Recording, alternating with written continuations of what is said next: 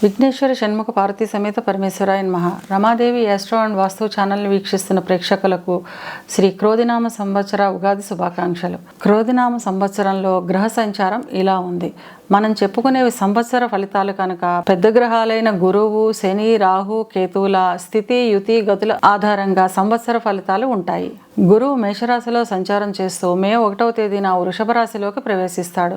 ఈ సంవత్సరం అంతా వృషభ రాశిలోనే సంచారం చేస్తాడు. శని తన స్వక్షేత్రమైన కుంభంలో సంచారం చేస్తాడు. రాహు మీనంలోను, కేతువు కన్యలోను సంచారం చేస్తున్నారు. ఈ గ్రహస్థితిని ఆధారంగా చేసుకుని కన్యా రాశి వారికి శ్రీ క్రోధినామ సంవత్సర ఫలితాలు ఎలా ఉన్నాయో, చిన్న చిన్న పరిహారాలు ఏం చేసుకోవాలో చూద్దాం. ఉత్తర 2, 3, 4 పాదాలు, హస్త 1, 2, 3, 4 పాదాలు, చిత్త 1, 2 పాదాలు కలిపి కన్యారాశిలో ఉంటాయి.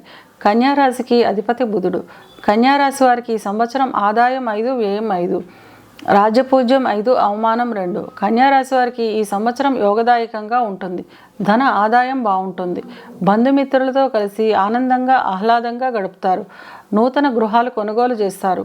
ఇక విద్యార్థుల విషయానికి వస్తే విద్యార్థులు ధ్యాస పెట్టి చదవడం వల్ల మంచి ఫలితాలను సాధిస్తారు. పోటీ పరీక్షల్లో మంచి ర్యాంకులను సాధిస్తారు. విద్యలో మంచి ప్రతిభను కనపరుస్తారు. ఉన్నత విద్యాభ్యాసం చేసే విద్యార్థులు మంచి విజ్ఞానాన్ని సంపాదిస్తారు. క్యాంపస్ సెలక్షన్స్కి వెళ్ళే విద్యార్థులకు కోరుకున్న ఉద్యోగం లభిస్తుంది. ఇక ఉద్యోగస్తుల విషయానికి వస్తే కార్యాలయాల్లో మీ మాటకు విలువ, మర్యాద పెరుగుతుంది. సహోద్యోగులు పై అధికారులతో మంచి సాన్నిహిత్యం కలిగి ఉంటారు. చేస్తున్న ఉద్యోగం పర్మనెంట్ అవ్వడం లేదా ప్రమోషన్ రావడం వంటి శుభ ఫలితాలు ఉంటాయి. విదేశాలకు వెళ్ళాలి, అక్కడ స్థిరపడాలి అనుకునే వారికి ఈ సంవత్సరం చాలా అనుకూలంగా ఉంటుంది. వ్యాపారస్తుల విషయానికి వస్తే వ్యాపారం చాలా లాభదాయకంగా ఉంటుంది. ఊహించిన స్థాయిని మించిన లాభాలు ఉంటాయి. వ్యాపారస్తులు వ్యాపారంలో మెలకువలతో ప్రవర్తించడం వల్ల మంచి ఫలితాలను సాధిస్తారు. వివాహం కోసం ప్రయత్నించే వారికి ఈ సంవత్సరం ద్వితీయ భాగంలో యోగదాయకంగా ఉంటుంది. వివాహం అయిన వారికి జీవిత భాగస్వామితో చిన్న చిన్న విభేదాలు ఏర్పడతాయి. కొంచెం మాటను అదుపులో ఉంచుకోవడం మంచిది.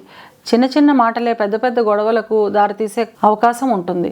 సంతానం విషయానికి వస్తే సంతానపరంగా చాలా యోగదాయకంగా ఉంటుంది.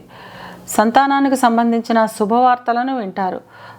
స్థలాలు, గృహాలు వంటి స్థిరాస్తులను కొనుగోలు చేస్తారు. చిన్న చిన్న అనారోగ్య సమస్యలు ఉంటాయి. ఇవి కేవలం గోచార ఫలితాలు మాత్రమే.